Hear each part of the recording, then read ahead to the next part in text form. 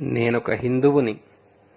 నా భారతదేశంలో నేను హిందువుని అని సగర్వంగా చెప్పుకోలేనటువంటి ఒక హిందువుని. ఎందుకంటే నేను పిరికివాడిని.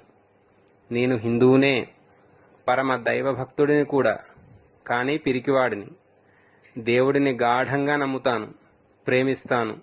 ఉగాది నుండి సంక్రాంతి వరకు కూడా ఏ పండుగను వదలకుండా గుడికి వెళ్ళి పూజ చేయించి గుడికి ధారాళంగా విరాళాలు కూడా ఇస్తాను.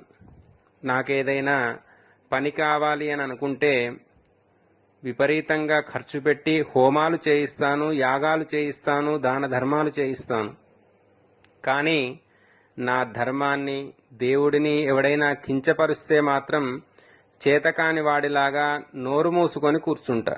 ఎందుకంటే నేనొక పిరికి హిందువుని.